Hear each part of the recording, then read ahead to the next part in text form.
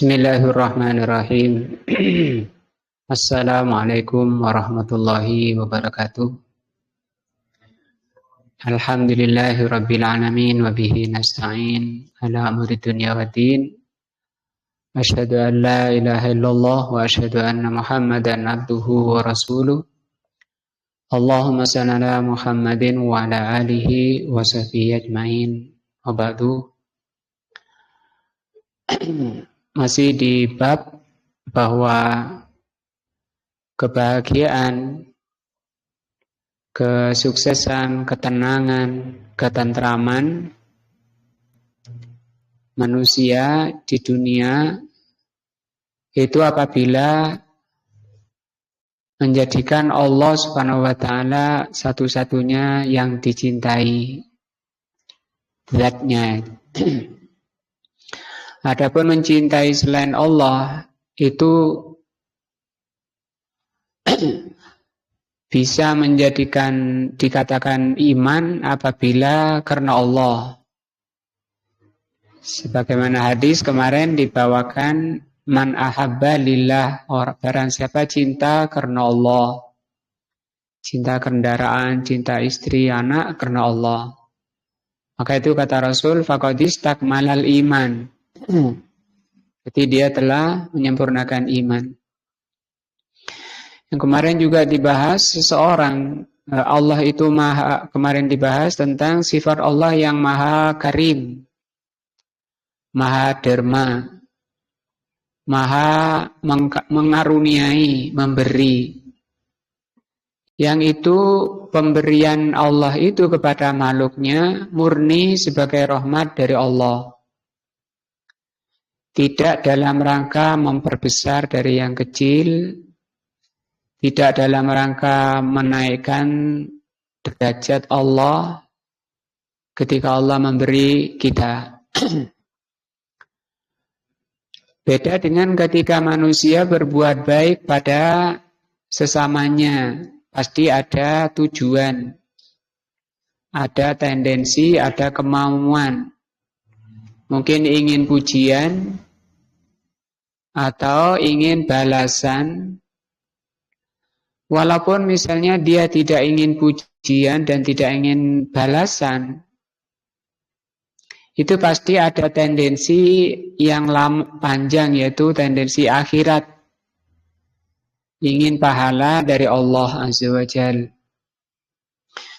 Maka pahala dari Allah, balasan dari Allah itu disebut tendensi juga. Artinya kembalinya manfaat itu kepada pelakunya. Tidak kembali kepada Allah. Maka Allah katakan di sini, in ahsantum. Kalau kalian itu berbuat baik pada dirimu maupun pada orang lain, kata Allah, ahsantum li anfusikum. Berarti kamu telah berbuat baik untuk dirimu. Li anfusikum. Tidak untuk Allah. Nah, juga kata Allah Subhanahu wa taala di dalam surat Al-Baqarah, wa ma tunfiqu min khairin, apapun yang kamu nafkahkan dari nafkah, kebaikan itu harta ya. Yuwaffi ilaikum, Allah akan membalas untukmu. Balasan kebaikan kamu pada yang lain ketika kamu menafkahi tidak untuk Allah. Wa antum la tuzlamun, kalian tidak dizalimi.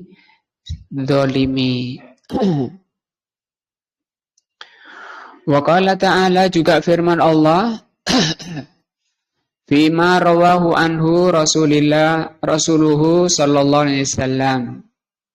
Juga firman Allah sebagaimana diterangkan oleh Rasul yang disebut dengan hadis qudsi. Kata Allah, ya ibadi, wahai hambaku, innakum, sesungguhnya kalian itu, lan tablughu naf'i, tidak bisa mencapai untuk memberi manfaat kepadaku. Fatamfa'uni, sehingga kamu memberikan manfaat padaku. Gak bisa. Walan tablughu darri, dan kamu juga tidak bisa memudaratkan aku. Fatadarruni, sehingga kalian menjadikan aku mudarat. Artinya misalnya seluruh makhluk ini, manusia pertama sampai terakhir, atau dan jin dan seluruh makhluk berbuat jelek kepada Allah, itu tidak mengurangi kemuliaan Allah dan tidak memudaratkan pada Allah. Ya ibadi, wahai hambaku, innama hiya a'malukum, apa yang kamu kerjakan itu ya amalan kalian. Uhsiha lakum, aku hitung, aku catat, bahkan aku saksikan, dan juga aku turunkan saksi-saksi. Semua itu lakum, kata Allah, itu untukmu, tidak untuk Allah sama sekali. Jadi pembahasan ini sangat penting untuk mengembalikan jiwa kita kepada Allah saja, agar yang dicintai hanya Allah, yang diminta hanya Allah, hati itu bergantung, berharap hanya kepada Allah. Summa ufikum, kemudian amalan-amalan kalian itu aku balas, aku beri iyaha, atas amalan-amalan itu. Faman wajada khairan, maka kalau kamu mendapati balasan kebaikan sebagai buah dari amalan baikmu, falyahmadillaha, maka pujilah Allah.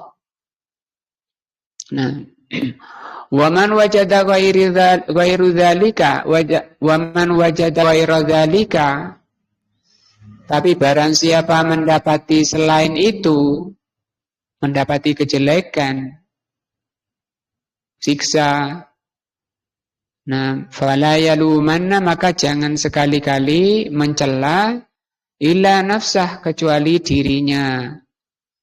Kan sudah diterangkan, diturunkan kitab-kitab, diutus para rasul.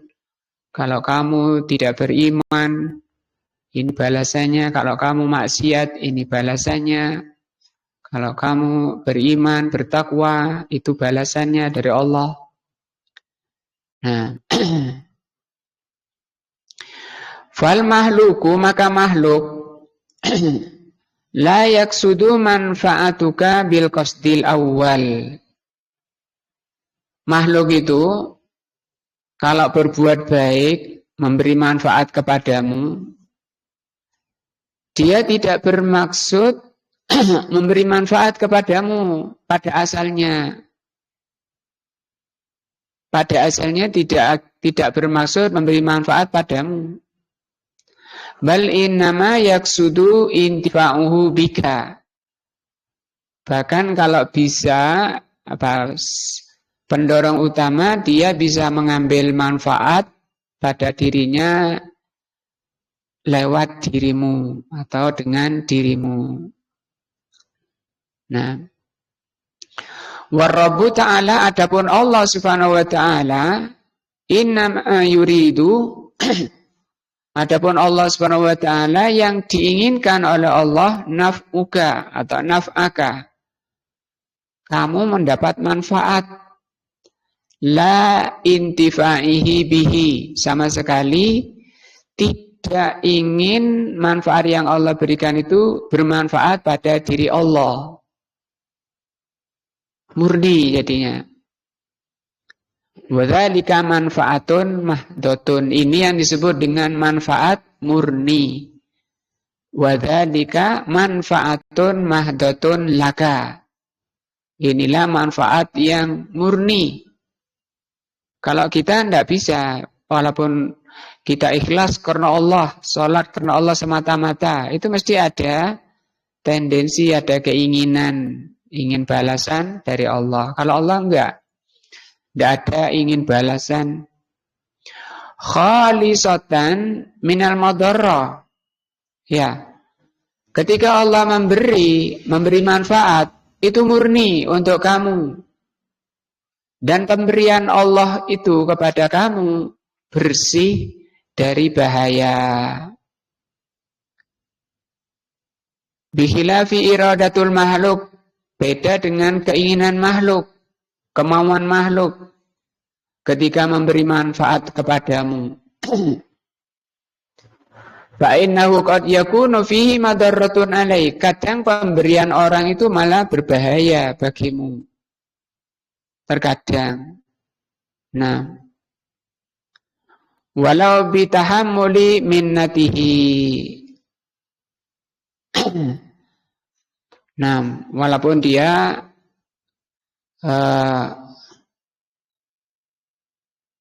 menerima, tapi kadang bahaya. Yang diberi nerima, tapi sesuatu yang membahayakan. Artinya tidak murni, tidak bersih dari bahaya. Fatadabbar hada, maka perhatikan ini. Perbedaan tadi ya, perbedaan apa? Ketika orang memberi manfaat pada yang lain, itu mesti ada tujuan, ada maksud, ada tendensi, beda dengan pemberian Allah. Fatadabbar hada, maka perhatikan ini. Fa inna mulahidatahu tamna'uka antarjul makhluk. Karena kalau kalian faham masalah ini, maka akan menghalangi kamu untuk kamu itu berharap pada makhluk. Nah, kalau orang itu dimintai bantuan, mesti dia ingin balasan. Bisa bantu saya besok? Bisa. Tapi dia kan mesti mikir KT3 apa ini.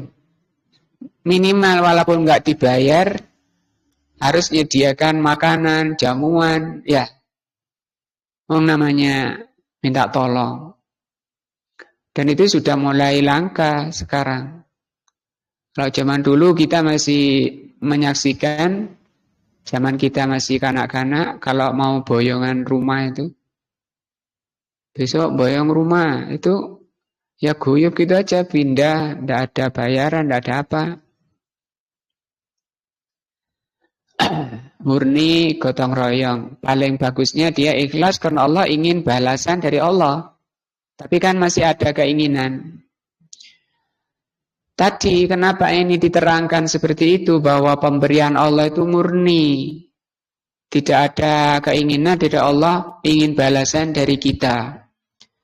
Supaya kita ini berharapnya hanya kepada Allah. Al-tu'amiluhu dunallah, ketika engkau bermuamalah, berhubungan dengan selain Allah. Nah, ketika kita berhubungan dengan selain Allah, agar ikhlas, harapan-harapan hanya kepada Allah. Kalau diberi, dijamu, dikasih teh, kopi, gorengan, itu tidak mengurangi nilai yang besar, yaitu pahala dari Allah. Au tadlubu minhu naf'an. Nah, atau supaya kamu tidak berharap kepada makhluk itu. Nah, manfaat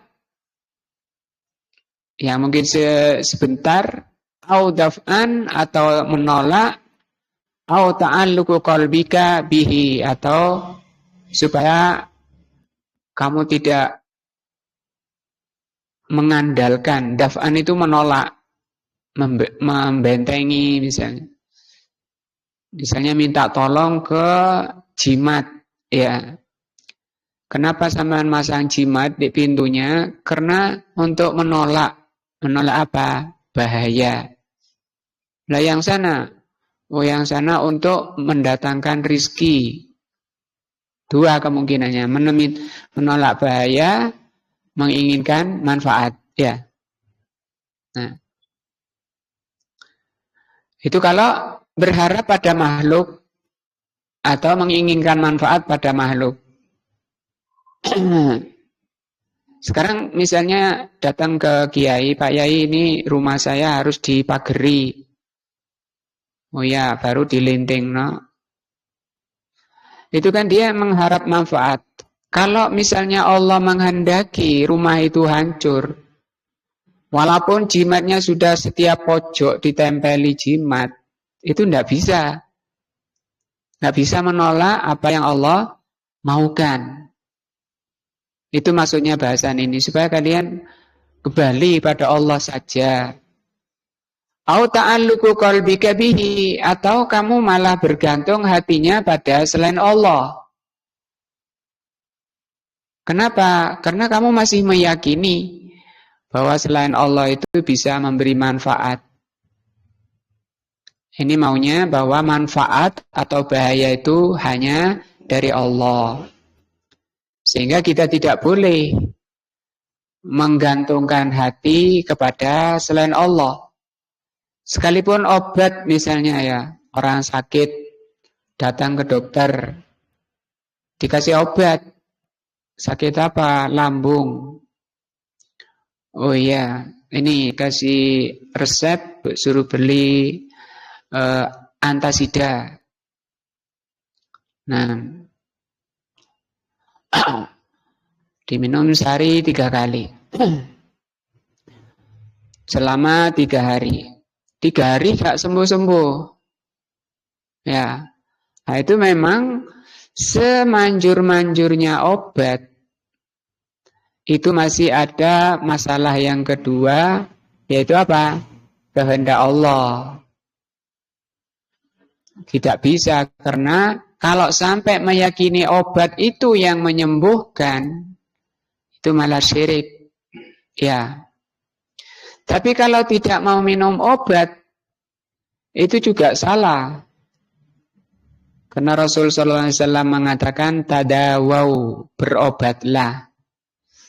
Jadi obat itu menjadi apa namanya? Sebab orang itu sembuh. Sama dengan Allah menakdirkan kita lapar. Kalau Allah menghendaki orang itu tidak lapar, walaupun tidak makan, ya tidak lapar. Contohnya Ashabul Kahfi, berapa tahun tidak makan? 3.000, ya. Kalau kita sehari saja sudah lemes, ya. Dia 3.000 tahun tidak makan. Berapa orang itu? 7 orang kayak gua. Nah, gitu. Maka Allah Subhanahu wa taala yang menakdirkan lapar dan Allah Subhanahu wa taala yang menakdirkan kenyang.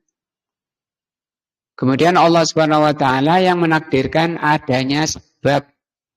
Supaya kenyang kamu harus masak sayur, lauk, nasi, kemudian dimakan. Diambil makanannya, masukkan ke mulutnya, dikunyah, masukkan ke lambung. Nah. Namun demikian tidak boleh kita meyakini nasi itu yang mengenyangkan, yang menjadikan kita kenyang. Itu bukan. Itu sebab namanya. Belum tentu orang yang sudah habis 3 piring kok gak warek-warek. Ada yang datang ke Rasulullah SAW, saya makan banyak kok gak kenyang ya Rasul SAW. Dan Rasul mengatakan, mungkin kamu makannya sendiri-sendiri ya. Iya, coba kumpul kembulan. 1 nampan bareng. Nah, itu lebih barokah. Nah, pernah Pak jami'an makan kembulan? Nah, di sini maunya pembahasan ini agar kita ini menggantungkan hati, mengikatkan hati itu hanya kepada Allah, tidak pada obat. Karena ada kelompok sesat yang mengatakan bahwa kita kenyang bukan perbuatan Allah, bukan takdir Allah. Ya, tapi karena itu saja. Ada juga yang mengatakan Orang itu tidak, kenapa kita kenyang? Bukan karena makan, ada sebaliknya. Bukan karena makanan kita itu bisa kenyang. Bukan karena obat kita itu bisa sembuh.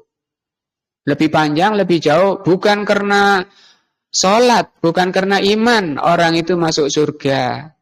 Dan bukan karena maksiat orang itu masuk neraka. Terus karena apa? Nah, karena takdir katanya. Karena takdir. Bener apa salah Pak Yar? Salahnya Tan Budi. Mulai mencukupkan ke takdir saja. Itu enggak benar karena Allah membuat sebab. Meninggalkan sebab itu tidak dibenarkan. Rizki ya dicatat, masih yo gak kerja, gak apa ya, ndak wae teko ya teko. Contoh nih, sopo? Itu Maryam. Kan gitu ya. Tapi bener nggak? Diam toh nggak kerja? Salah. Kita memang tawakal kepada takdir itu sebab datangnya rizki. Tetapi Rasulullah memerintahkan, Allah memerintahkan untuk berusaha, berbuat. Misalnya, buka tokonya, dibersihkan barangnya, kemudian setelah semua dibuka, bismillah, sempat sudah rapi, sudah bersih semua, orangnya ngapain? Duduk. Tinggal apa sekarang? Tawakal namanya. Sebab-sebab sudah dijalani. Nah, walaupun tadi yang mengatakan itu semua karena takdir, bukan karena makan orang bisa kenyang. Bukan karena berobat dia bisa sembuh. Bukan karena beriman orang itu masuk surga. Dan bukan karena durhaka orang itu masuk neraka. Itu pun orangnya yang berpemahaman seperti itu tidak konsekuen. Bagaimana? Contohnya, ketika dia lapar, dia ngambil nasi. Beleng kan? Beleng. Ketika dia haus, dia ngambil air. Mestinya kan bilang, kalau takdirnya kenyang, ya kenyang, nggak usah ngambil. Nah,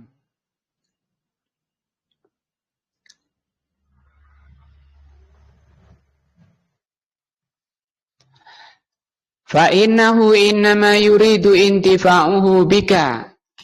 Adapun selain Allah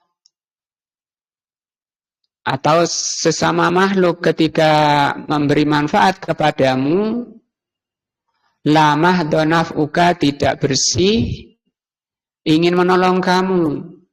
Ketika saudaramu ingin menolong kamu, itu tidak bersih. Beda dengan siapa tadi? Allah Azza wa Jalla ketika merahmati kita, memberi rizki, memberi makan kita itu bersih. Wa hadza halul khalqi kullihim. Dan ini keadaan seluruh makhluk seperti itu. Ba'duhum ma ba'din, satu dengan lainnya ya seperti itu. Setiap orang berbuat baik mesti ada tendensinya. Dan paling bagusnya ikhlas karena Allah, tapi kan juga ada tendensi ingin pahala dari Allah, ingin balasan. Beda ketika Allah berbuat baik pada hambanya, sama sekali tidak ingin apa? Balasan. Nah, ketika dikatakan bahwa ketika Allah merahmati hamba, ketika Allah berbuat baik pada hamba itu murni tidak ingin balasan, itu mendorong kita, menginginkan kita agar kita mencintai zat yang seperti itu. Kita sudah diberi apa saja oleh Allah.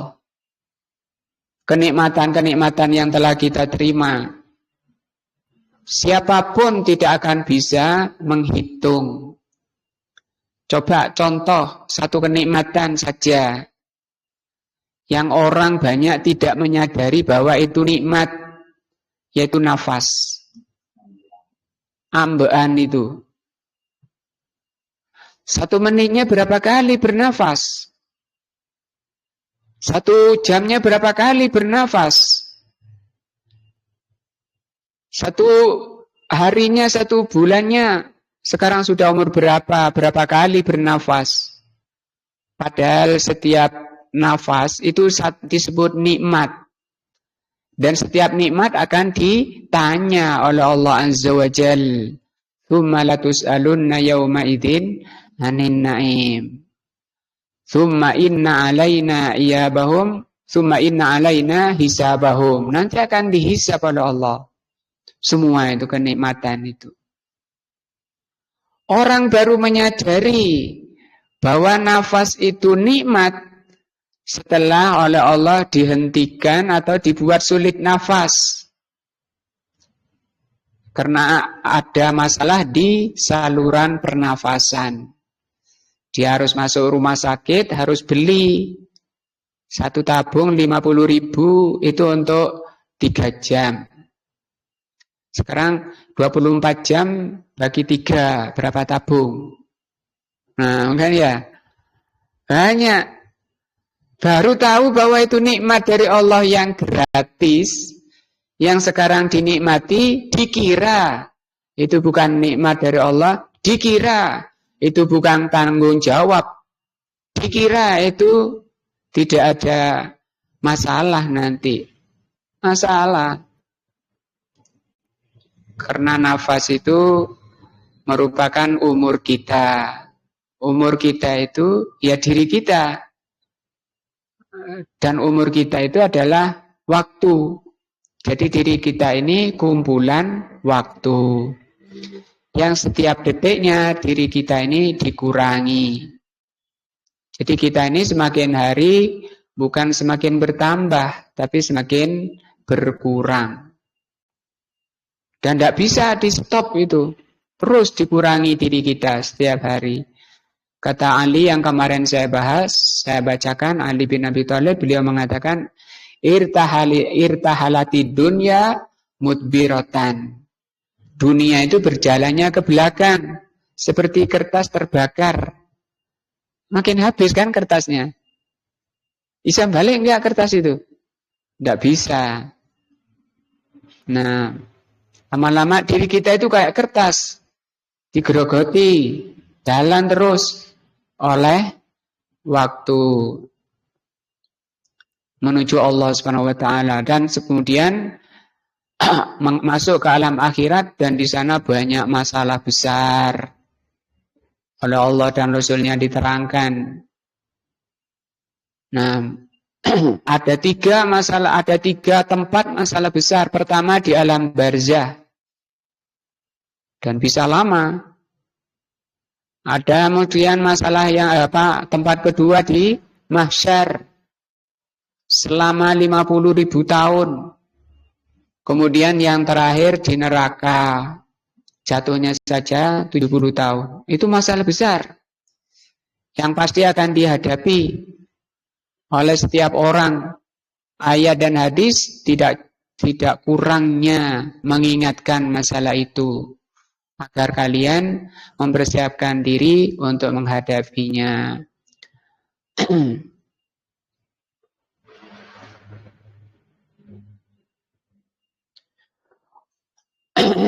Di alam barzah, masuk alam kubur, kalau sampai tidak bisa menjawab mungkar nakir, pasti dia akan menghadapi siksa kubur. Bagaimana siksa kubur? Kata Rasul sallallahu alaihi wasallam, diberi hamparan dari neraka, pakaian dari neraka, kuburnya disempitkan, dibukakan pintu neraka.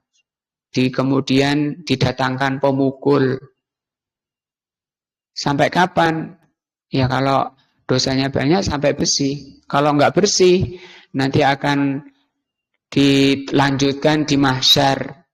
Di bawah terik matahari, kelaparan, kehausan, tidak ada tempat berteduh selama 50.000 tahun. Baru diadili oleh Allah Azza wa Jalla. Maka Allah mengajak Rasul juga mengajak agar kita ini jadi orang pintar, orang cerdas. Bagaimana orang cerdas itu? Al-kaisu man dana nafsahu wa amila lima ba'dal maut. Orang cerdas itu orang yang menahan nafsunya dan beramal untuk kematiannya. Apa ada yang lebih cerdas lagi? Ada. Kalau kais itu cerdas, kalau lebih cerdas itu Agyas. Manil Agyas, kata sahabatnya. Siapa yang lebih cerdas lagi? Rasulullah SAW mengatakan, yang lebih cerdas lagi, aksaruhum lil mauti dzikra wastidadan lahu. Orang paling cerdas itu orang yang paling banyak mengingat kematian dan paling banyak mempersiapkan diri untuk menghadapinya. Ternyata kecerdasan itu tidak diukur dengan IQ-nya, dengan otaknya, bisa bikin ini, bisa bikin itu. Kalau ditanya cepat menjawab. Nah, dengan teknologi, bukan itu orang cerdas. Orang yang mikirkan akhirat. Karena kita ini berjalan menuju akhirat. Dan tidak lama, sebentar. Usia kita sangat pendek. Waktu begitu cepat. Pelajaran begitu banyak. Nah, kemudian kita mau santai-santai, mau leha-leha. Kata Imam Asy-Syafi'i rahimahullah, barang siapa malas belajar agama 1 jam saja, maka dia pantas untuk diberi piala penyesalan seumur hidupnya. Nah, kenapa? Karena kata Imam Ahmad Ibnu Hanbal rahimahullah, manusia itu butuh ilmu melebihi kebutuhannya dengan makan dan minum. Karena kalau makan dan minum, manusia itu butuh mungkin 2-3 kali sehari. Berbeda dengan ilmu, dibutuhkan oleh manusia itu setiap saat, setiap nafas, kata beliau. Tadi kenapa kok setiap nafas? Tadi, setiap nafas kita ini ada tanggung jawabnya. Terus bagaimana? Maka usahakan nafas kita ini dalam rangka ta'abbud namanya. Namanya nafas ubudiyah. Nafas bermakna ibadah. Bermakna tunduk dan patuh kepada Allah. Apa bisa? Bisa. 24 jam agama Allah ini sudah mengatur. Mulai melek. Itu bisa ibadah. Baca, zikir. Kan ibadah ya. Alhamdulillahilladzi ahyana ba'dama amatana wa ilaihin nusyur. Setelah itu wudu, itu ibadah juga. Salat ibadah juga. Kerja ibadah, semuanya ibadah. Waduh capek tidur. Tidurnya pun bisa masuk ibadah. Kalau dalam rangka menyiapkan tenaga. Tapi butuh ikhlas karena Allah. Kalau tidak ikhlas karena Allah, bukan karena Allah, walaupun sholat tidak masuk ibadah. Ya. Artinya tidak ada nilainya, busung. Kalah dengan tadi ngerumput, nyari makan kambing, ikhlas karena Allah, itu bisa bernilai pahala, bisa bernilai ibadah. Asalkan karena Allah. Beda dengan yang sholat, tapi busung, sholatnya busung. Kayak gombalan, nanti oleh Allah dijadikan gombalan, sholatnya itu dilempar ke wajah orang yang sholat. Sholat apa ini? Nah,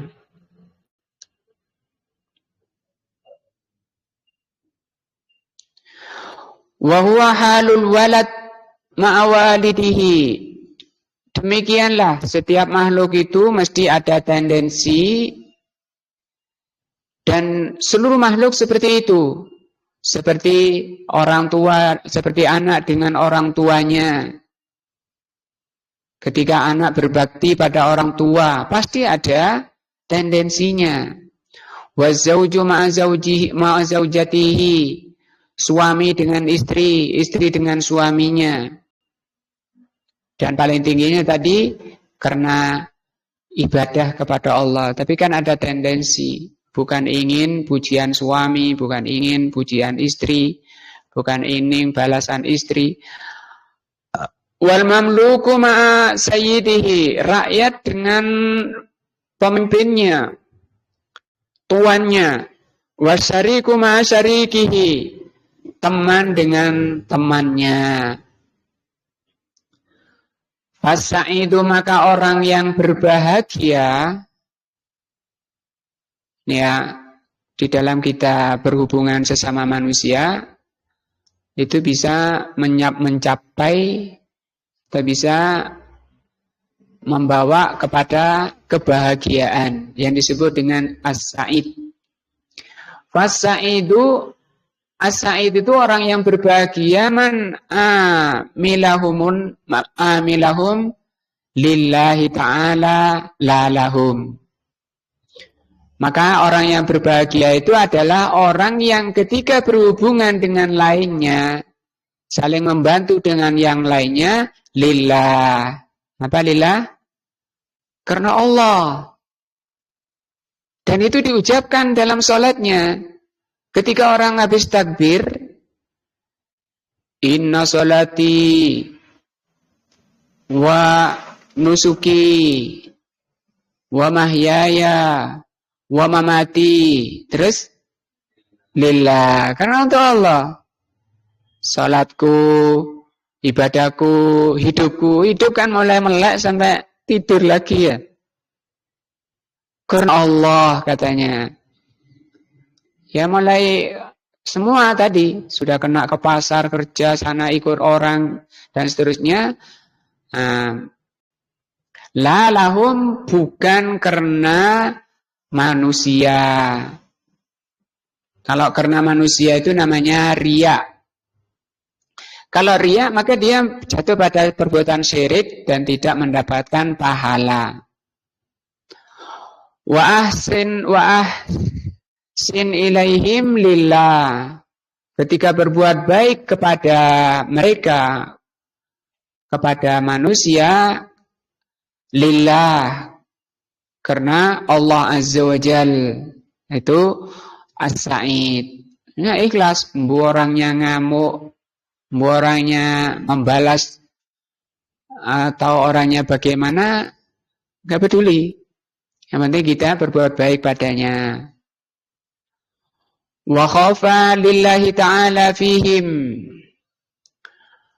Wa khafa Allah ta'ala fihim, dan takut kepada Allah.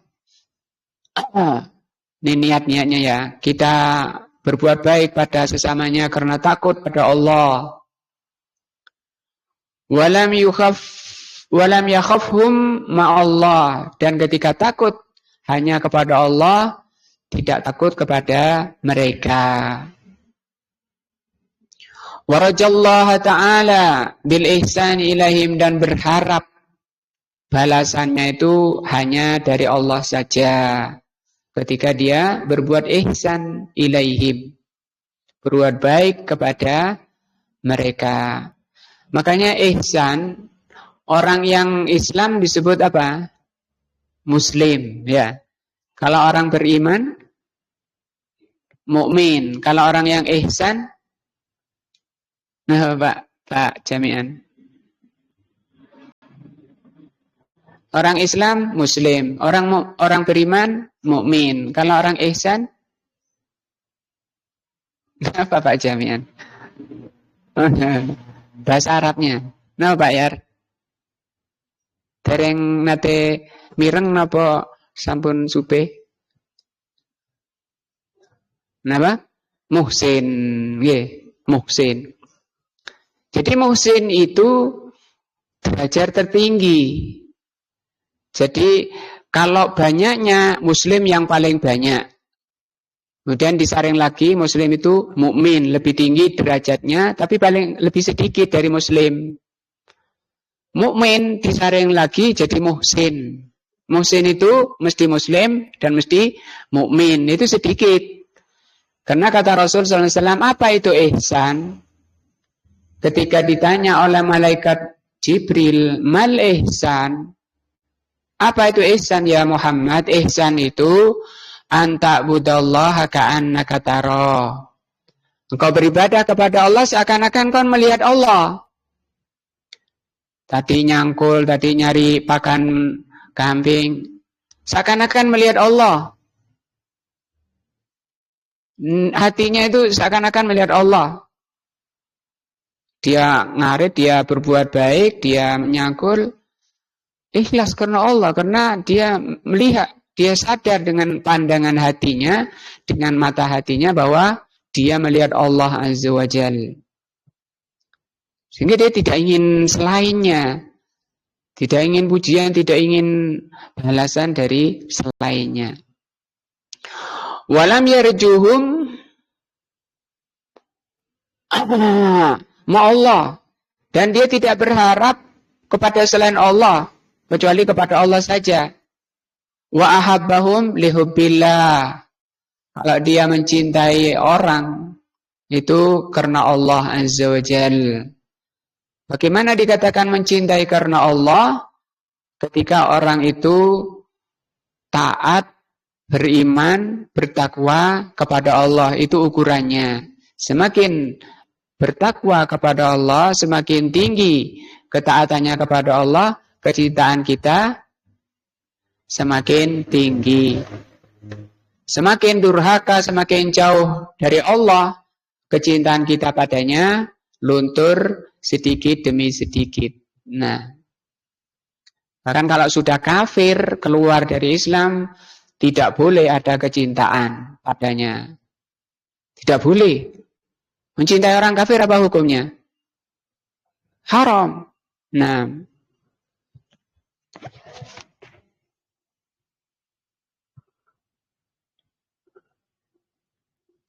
jadi ukurannya apa? Agama Allah, syariat Allah.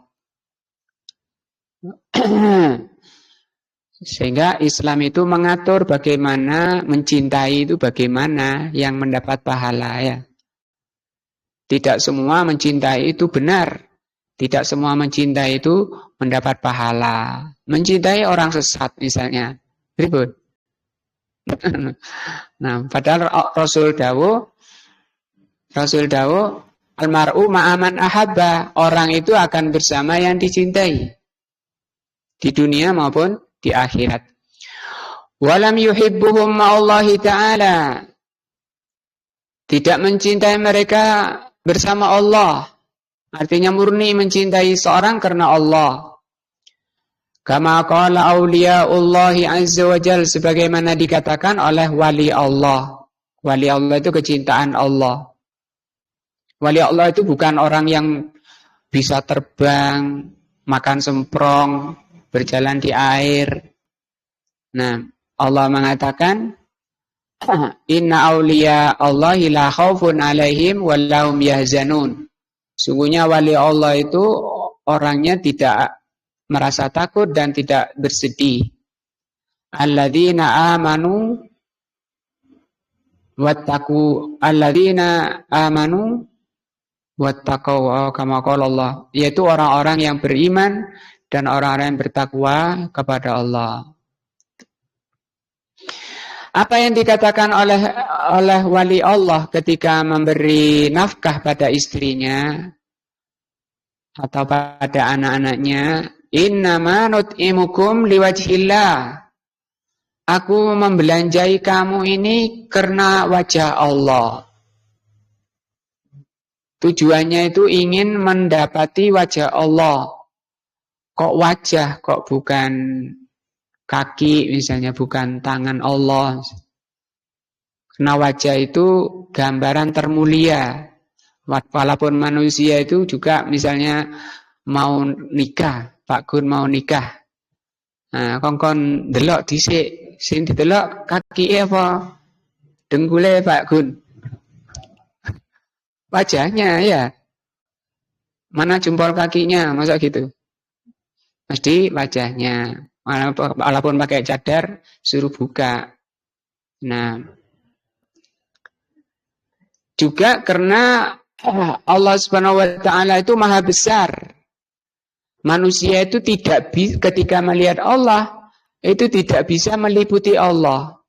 Tidak bisa, maksudnya tidak bisa meliputi, manusia itu terbatas pandangannya, tidak bisa melihat keseluruhan Allah. Karena Allah itu akbar. Apa akbar? Maha besar. Diterangkan oleh Rasulullah SAW tentang besarnya Allah. Kata Rasulullah SAW, kalau sekiranya seluruh makhluk ini diletakkan di telapak tangan Allah, menunjukkan bahwa Allah itu punya tangan dan ada telapaknya. Seluruh makhluk, dari makhluk terbesar sampai terkecil, dari tertinggi sampai terbawah, kata Rasul seperti kalau kalian meletakkan biji sawi di, bukan biji sawi ya, kalau sering di hadis itu disebut dzarrah. Ya, dzarrah itu loh, debu yang terbang ketika kita melihat sinar di pagi hari masuk jendela. Nah, itu ada kayak debu-debu terbang, itu namanya dzarrah. Seluruh makhluk itu kayak dzarrah itu. Kayak dzarrah diletakkan di tangan kita.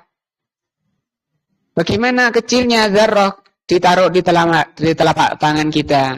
Begitu perbandingannya ketika makhluk terbesar. Makhluk terbesar itu apa? Napa bayar? Ciptaan Allah paling gede. Gajah. Loh, ciptaan Allah kata langit. Gajah mbek langit gede pundi? Langit. Napa Pak Jamian? Makhluk Allah paling gede. Oh, malaikat. Dereng segedean langit. Bumi, gedean langit, Pak ya. Napa? Dereng nate mireng nggih. Nah, ciptaan Allah paling besar arsy. Arsy itu kubahnya alam. Dipikul oleh 8 malaikat. Nah, di surat Al-Haqqah sakit sampean lihat. Wa yahmilu al-arsya rabbika yauma idzin samaniyah. Arsy Allah itu dipikul oleh 8 malaikat. Saking besarnya malaikat, yang mikul itu dari telinga malaikat ke pundaknya, telinga bawah ke pundaknya itu perjalanan 500 tahun. Saking gede nih. Lah berapa? Kalau di bawah arsy itu ada kursi. Kursi Allah itu berapa besarnya? Allah katakan apa? Wasi'a kursiyyus samawati wal ard. Besarnya kursi Allah itu sebesar langit dan bumi. Lah kursi ini ku tempatnya apa, Pak? Jami'an. Gila kursinya samaan gak lenggah. Tapi lah kursi Allah itu tempat telapak kaki Allah Azza wa Jalla. Kemudian 7 langit. Kalau dibanding dibanding dengan arsy, sama dengan kalau kita melempar gelang di padang pasir. Padang pasirnya itu arsy, langitnya itu gelang tadi. Demikian juga langit dibanding bumi. Buminya kayak cincin, langitnya kayak padang pasir. Itu semua.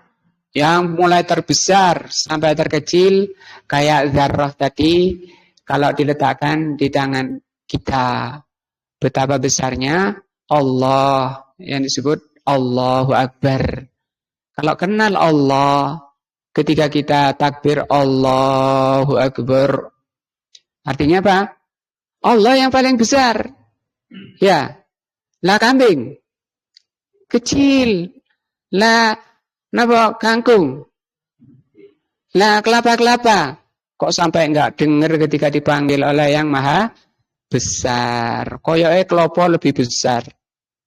Ya, koyoke urusan kambing lebih besar dari panggilan Allah. Padahal Allah memanggilnya gimana? Hayya 'alas shalah. Ayo salat. Kemudian dipanggil lagi, hayya 'alal falah. Ayo biar kamu selamat. Dendengi malah. Apa dendengi? Pura-pura enggak dengar. Ya memang enggak dengar hatinya.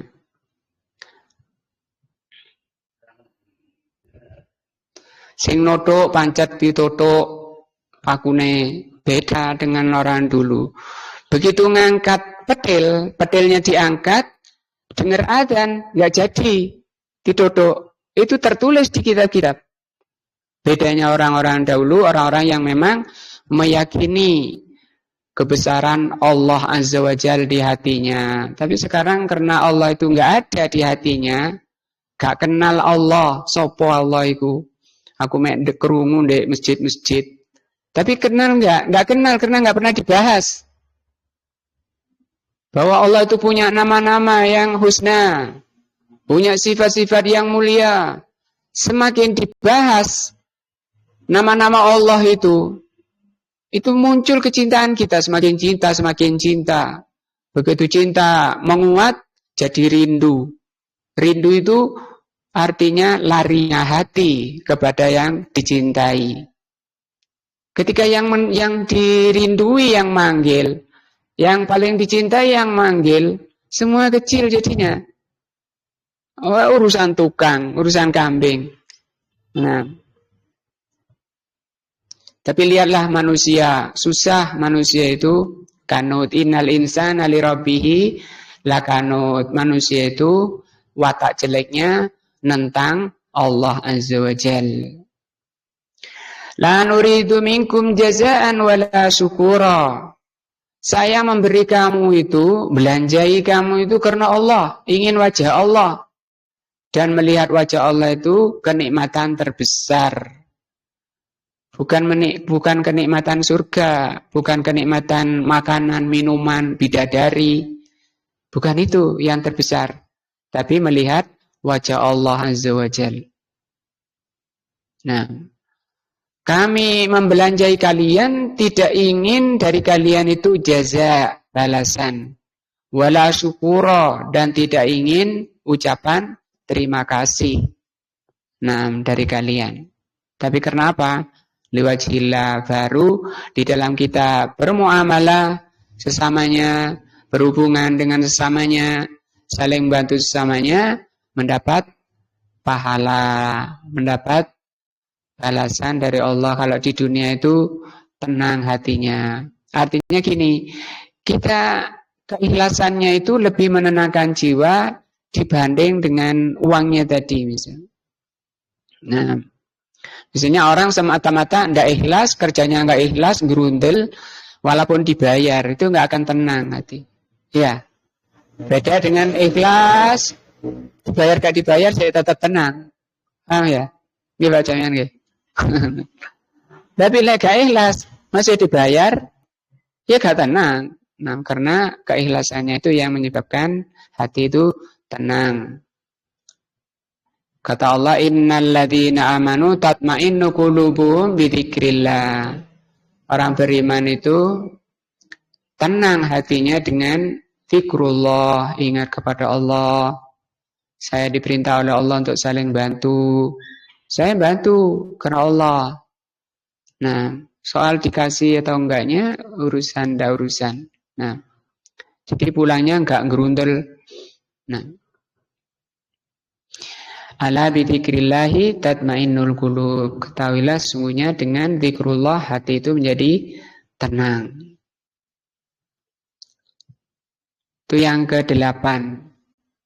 Jadi bahasan ini maunya supaya kita merapat kepada Allah Azza wa Jalla. Yang ikhlas supaya orang itu berbobot. Nah, tidak busung. Karena bisa busung, jangankan membantu sesamanya, sholat bisa busung. Iya, ibadah paling mulia bisa busung. Kenapa? Karena menghadirkan hatinya itu yang susah. Makanya para ulama bilang menata hati itu lebih berat, lebih sulit daripada perbuatannya. Nah, apalagi kok diundang perkara yang gak bener ya. Ya apa notone, wong sing bener aja susah ya. Nah,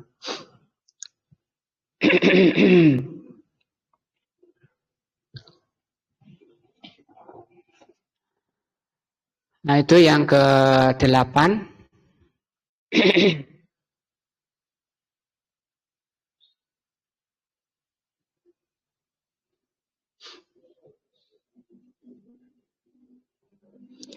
Al-wajjus tasi'u, masalah yang ke-9. Ini juga masalah ini dibahas supaya kita merapat tadi kepada Allah. Menjadikan Allah itu satu-satunya yang diibadahi. Sebagaimana diucapkan ketika dia sholat. Mengatakan inna sholati wa nusuki wa mahyaya wa mamati lillah. Lillahnya itu loh yang berat ya. Lillahnya itu yang berat. Menghadirkan Allah di hati ketika kita berbuat baik.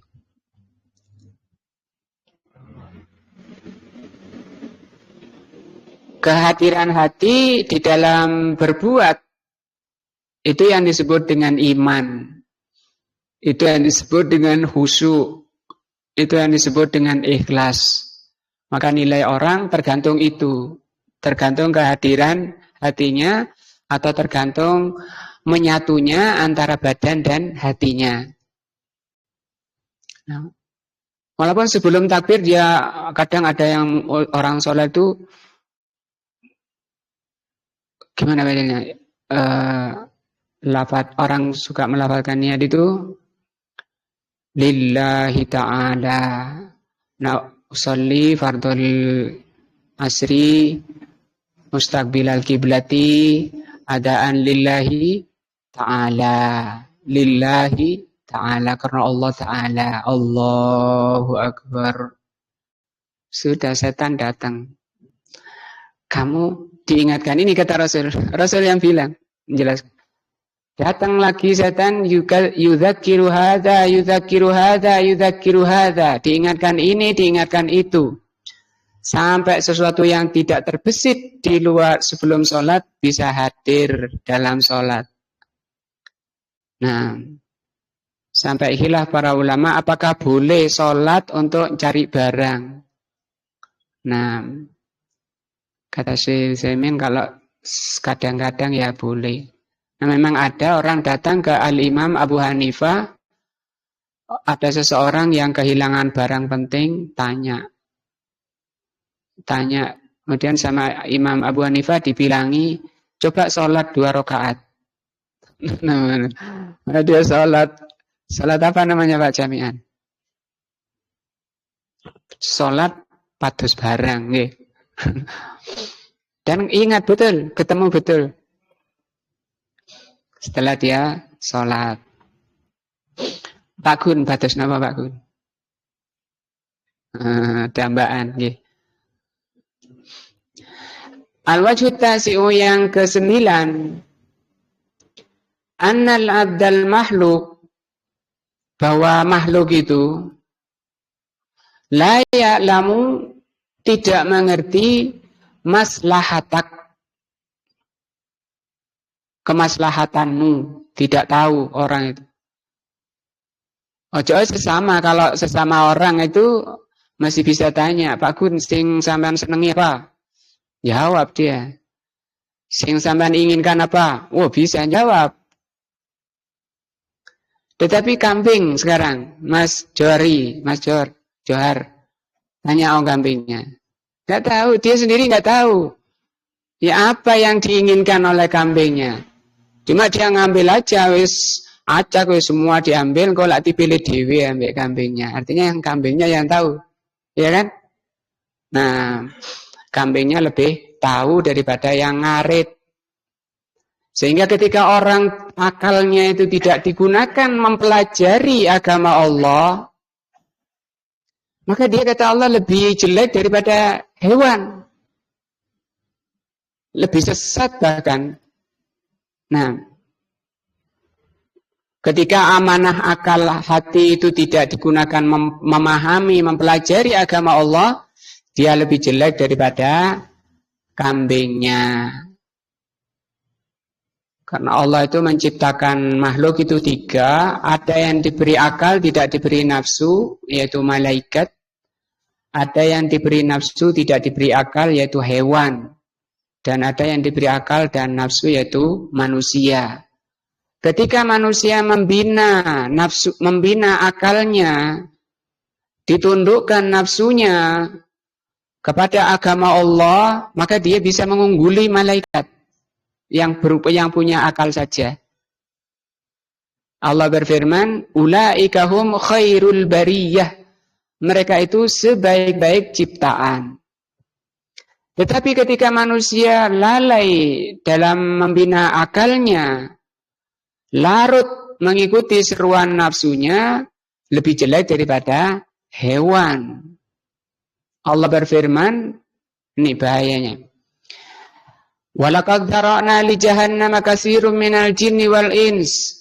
Sungguh aku akan penuhi, kata Allah, Jahannam itu dari kalangan kebanyakan jin dan manusia. Lahum qulubun la yafqahuna biha.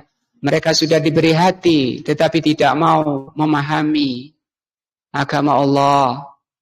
Lahum a'yunun la yubsiruna biha. Mereka sudah diberi mata, tidak mau melihat kebenaran. Walahum adhanun la yasma'una biha. Mereka sudah diberi telinga, tidak mau mendengarkan agama Allah. Sibuk mendengarkan selainnya. Ulaika kal an'am, kata Allah, mereka itu seperti binatang ternak, balhum adal, bahkan lebih sesat lagi.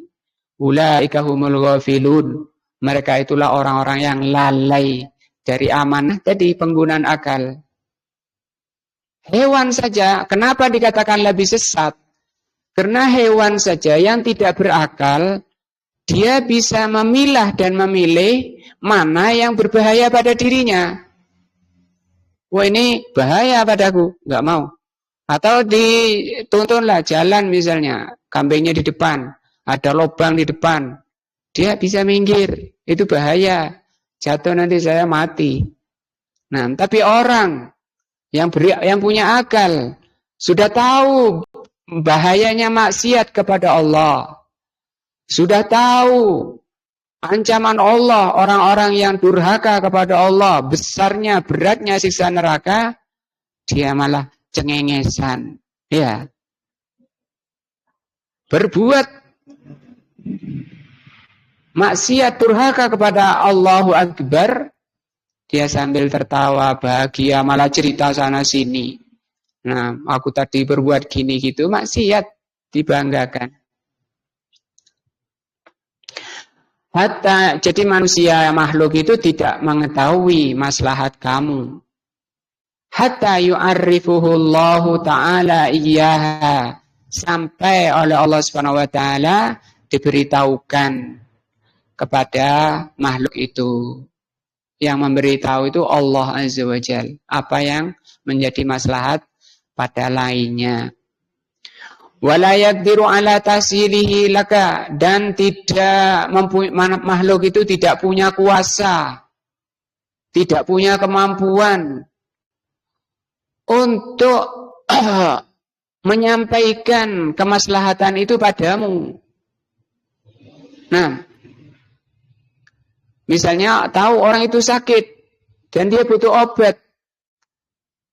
Nah, tapi dia jauh di sana, saya tidak bisa nganter, saya juga kondisi sakit atau nggak ada kendaraannya. Nah, tidak ada kemampuan.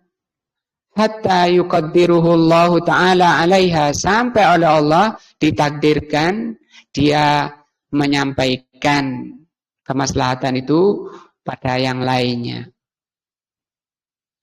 Wala yuridu dzalika hatta yahlukullahu fi iradatan wa masyiatan. Dan makhluk tidak mempunyai keinginan sampai oleh Allah Subhanahu wa taala diciptakan keinginan itu.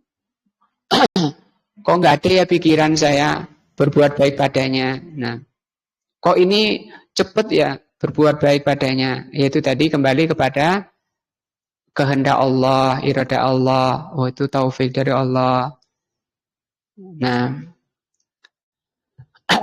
itu karena adanya taufik dari Allah Subhanahu wa taala, maka masing-masing ada yang cepat tanggap, sensitif. Nah, ada yang lemot. Nah, ada yang loading. Nah,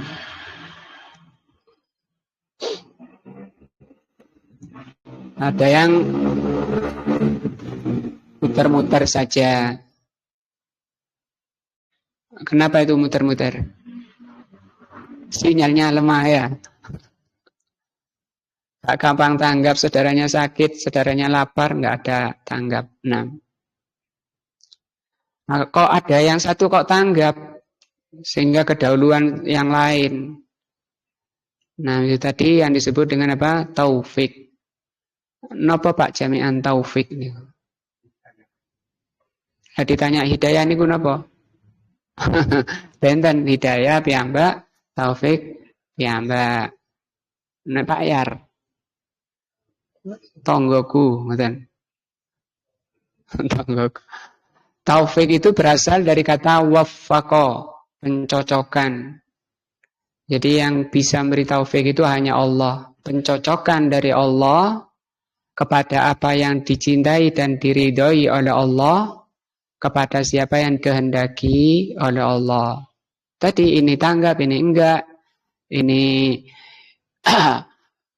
apa, seperti sampean dihadirkan ke majelis ilmu seperti ini kan taufik dari Allah. Ya. Yang lain naudzubillah, ya. Maka kita setiap habis taklim berdoa kepada Allah, waffaqanallahu al-jami', semoga Allah memberi taufik kepada kita semua. Diberi taufik maksudnya dicocokkan oleh Allah kepada apa yang Allah cintai dan Allah ridhai. Fa'adal amru kulluhu liman ibtada'a minhu. Maka segala urusan itu mulai semuanya ya itu kembalinya kepada Allah Azza wa Jal.